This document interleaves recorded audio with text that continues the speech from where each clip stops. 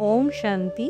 16 जून की मुरली से मुख्य पॉइंट परमात्मा सुनाते हैं। आज परमात्मा कहते हैं हमें कोई भी मनुष्य नहीं पढ़ाता, परमात्मा शरीर में प्रवेश कर खास हमें पढ़ाने आए हैं, इसीलिए सदा खुशी में रहो। हमें तीसरा नेत्र इसलिए मिला है ताकि हम शांति धाम और सुखधाम को देख सकें। इन आँखों से तो बाबा कहते पुरानी दुनिया के मित्र संबंधी आदि आदि दिखाई देते हैं, उनसे बुद्धि निकाल देनी चाहिए। परमात्मा किचड़े से बाबा कहते बुद्धि को निकाल, फूल यानी हमको देवता बनाने आए हैं। तो ऐसे परमात्मा का कितना रिस्पेक्ट करनी चाहिए। शिव भगवान आज बच्चों के प्रति कहते हैं भगवान को सच्चा सच्चा बाबा तो जरूर कहेंगे, क्योंकि ये दुनिया रचने वाला है ना।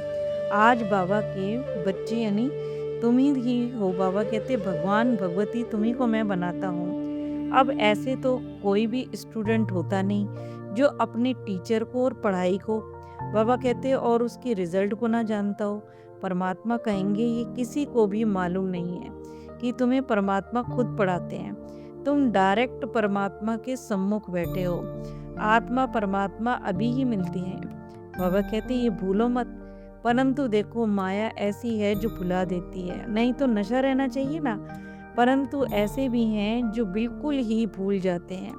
तुम्हें 21 जन्मों का बाबा कहते सुख मिलता है, इसीलिए तो तुम पढ़ते हो ना। परंतु पूरा नहीं पढ़ोगे। बाबा कहते पूरा ना पढ़ने का कारण ही यही है कि बुद्धि यहाँ ये धन दौलत में ही लटकी पड़ी रहती है। उनसे बाबा कहते बुद्धि निकलती ही नहीं। परमात्मा कहे मेरी तरफ बुद्धि लगाओ, परंतु बुद्धि बाबा कहते गंदी दुनिया तरफ लगी ही रहती है। कितना भी निकालो निकलती नहीं। भले बैठे यहाँ हैं पर बुद्धि बाबा कहते छीछी दुनिया में ही लगी रहती है। अब बाबा आए हैं पवित्र बनाने, ऐसे बाबा पर तो कितना कुर्बान जाना चाहिए। जो पवित्र दुनिया में ले जाते हैं, परमात्मा किचड़े से हमें निकालने में कितनी मेहनत करते हैं। हर कल्प हमें बाबा कहते ऐसे ही देवता बनाते हैं। बच्चे तुम ही तो राज्य करते थे, पर रावण ने राज्य ले लिया। तुमने ही बहुत सुख देखा है। फिर 84 जन्म लेते लेते तुम्हारी अवस्था जब गिरने लग गई तो छीछी दुनिया बन गई। कितने बाबा कहते मनुष्य दुखी हैं, कितने तो देखो बाबा कहते भूखों से मरते ही रहते हैं। बल कितना भी धन दौलत है पर दुखी तो है ना बाबा कहते। फिर बाबा ने कहा काम विकार के लिए कहा क्षणिक भर के सुख काग विष्टा समान है। इसी को देखो विषय वैतरणी नदी बाबा कहते कहा जाता है। स्वर्ग में हम सुखी थे, अब देखो बाबा कहते सांवरे से गोरे बन रहे हैं। मतलब विकारी आत्मा अब पवित्र बन रही है। देवता ही पुनर्जन्म लेते लेते बाबा कहते वैशाल्य में आकर पड़े हैं। परमात्मा पढ़ाकर शिवालय ले जाएंगे। बाबा कहते हैं कि चक्र बुद्धि में रख कर दिव्य गुण धारण कर कर फिर देखो कहा तुम्हारे मुख में रतन ही निकलने चाहिए। तुम्हारे मुख से परमात्मा कहते रतन ही निकलने चाहिए, किचड़ा कभी नहीं निकलना चाहिए। पढ़ाई से इनकम होती है ना, तब बैरिस्टर बाबा कहते डॉक्टर बनते हैं। बाबा कहते लाखों कमाते हैं डॉक्टर, तो बाबा कहते 1 मास में 1 लाख रुपए कमाते हैं। उन्हें तो देखो खाने की भी फुर्सत नहीं रहती है। और सोचो तुम तो पढ़कर विश्व के मालिक बनते हो, तुम्हें बातचीत करने की भी बाबा कहते रॉयल्टी होनी चाहिए। तुम रॉयल बनते हो। राजाओं की चलन देखो कैसी होती है। राजाओं को तो बाबा कहते नजराना भी देते हैं, कभी ऐसे हाथ में नहीं लेंगे। अगर लेना भी होगा ना तो क्या कहेंगे इशारे से बात चलती है। बाबा कहते सेक्रेटरी को जाकर दो, मतलब सेक्रेटरी से लेंगे, ऐसे नहीं डायरेक्ट। बाबा कहते मतलब है ये रॉयल्टी है। कोई तो राजा प्रजा के लेते भी नहीं, और देखो कोई तो बहुत लूटते हैं। राजा राजा में भी देखो फर्क होता है ना। फिर बाबा ने कहा बच्चों अभी तो देखो डबल सिरताज सतयुगी बनते हो। डबल यानी 2 ताज, एक पवित्रता का ताज होता है और दूसरा रतन जड़ित ताज होता है। तो बाबा कहते हैं जो रत्नों से जड़ा हुआ होता है ना वो सतयुगी आत्मा को वो ही पहनती है।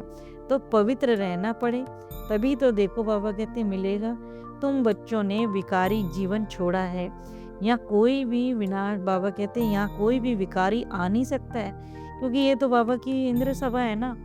अगर देखो बिगर बताए कोई बैठ भी जाता है, चालाकी करते हैं, तो बाबा कहते हैं फिर अपना ही नुकसान करते हैं। सोचते हैं मुझे मतलब किसी ने देखा नहीं है, पता नहीं पड़ेगा। भले बाप ने ना देखे, पर खुद तो बाबा कहते पाप आत्मा बन जाते हो। बाबा कहे तुम भी तो पाप आत्मा थे, परंतु पुरुषार्थ से ही तो तुम्हें पुण्य बन रहे हो। कितनी नॉलेज मिलती है। और देखो कृष्णपुरी के मालिक बनते हो सतयुग में। बाबा कहते तो फिर खुशी होनी चाहिए ना कि परमात्मा तुम्हारी आत्मा का कितना श्रृंगार कर रहे हैं। गुणों से करते हैं ना श्रृंगार, यानी देवी गुण भरते हैं। ऐसी पढ़ाई तो फिर बाबा कहते हैं सौभाग्यशाली ही पढ़ते हैं, और फिर सर्टिफिकेट भी लेना है। और बाबा कहते हैं पढ़ोगे नहीं तो फिर भटकते रहोगे, तो फिर क्या बनोगे।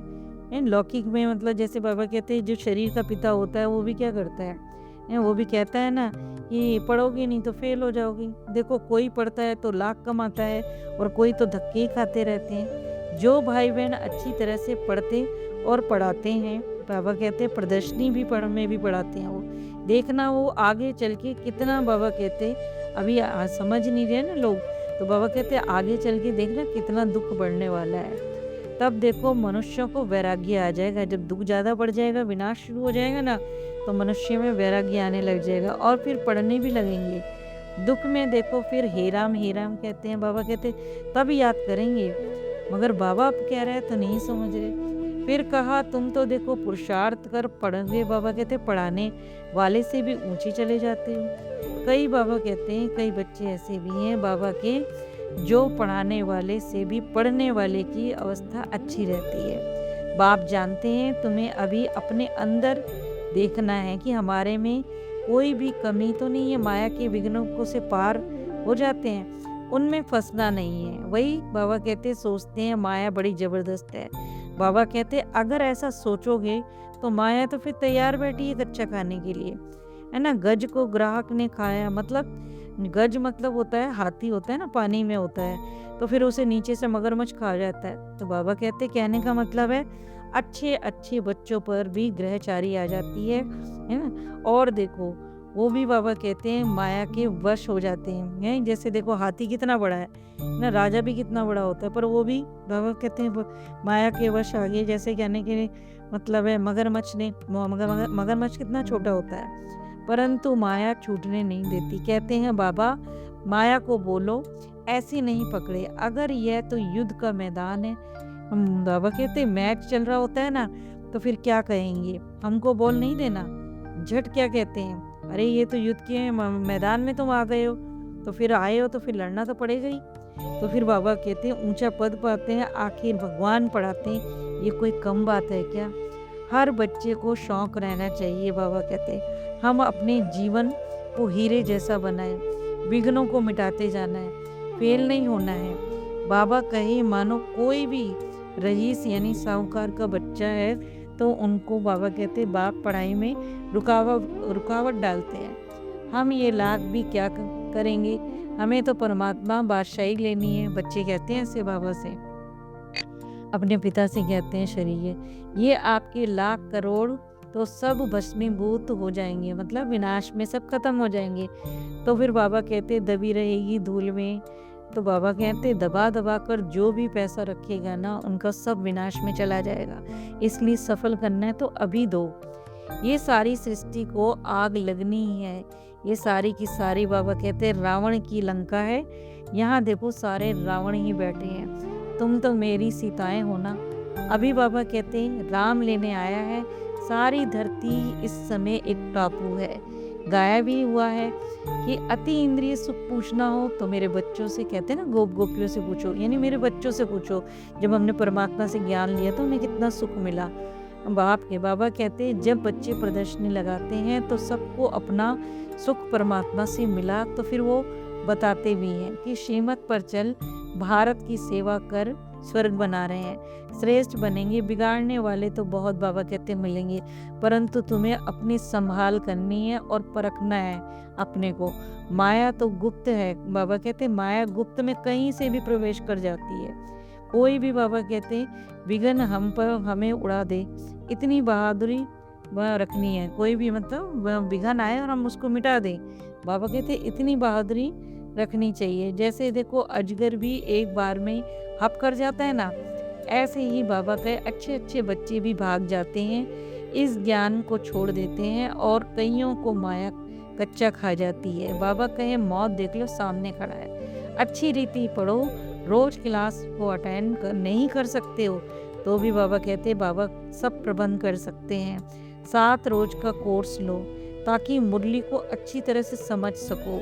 विकर्म यानी बुरे कर्म जो भी, उनसे बाबा कहते डरो मत, प्रीत बुद्धि परमात्मा से रखो। बाबा कहते जब प्रीत रखोगे ना तो विकर्म होगा ही नहीं। जब एक से बाबा कहते बुद्धि होगी तो कोई भी गलती नहीं होती, क्योंकि ये दुनिया तो सड़ी हुई है, इनका अभिमान छोड़ दो। बाबा कहे बहादुर बच्चे कभी भी चूंचा नहीं करते हैं। वरदान, हमारे मन में अपवित्रता कभी नहीं आनी चाहिए, बोलने में सदा सत्यता रहे, हम भाई भाई की आत्मा है ये याद रहे, मधुरता रहे होनी चाहिए, व्यवहार में नम्रता, संतुष्टता और हर्षित मुख रहना चाहिए हमेशा। इसी आधार पर बाबा कहते हैं नंबर मिलते हैं। ऐसे पवित्र गुणवान बच्चों को बाप भी गुणवान, बाबा कहते गुणगान करते हैं उन बच्चों का बाबा भी। वही आत्मा अपने कर्म से बाप के कर्तव्य को सिद्ध करने वाले समीप रतन है, वो बाबा के पास रतन रहता है। स्लोगन, संबंध संपर्क और स्थिति में फरिश्ता यानी हल्का, दिनचर्या में नहीं। मतलब संबंध संपर्क में हल्का रहो पर दिनचर्या में नहीं कहा, वो तो अच्छा। ओम शांति।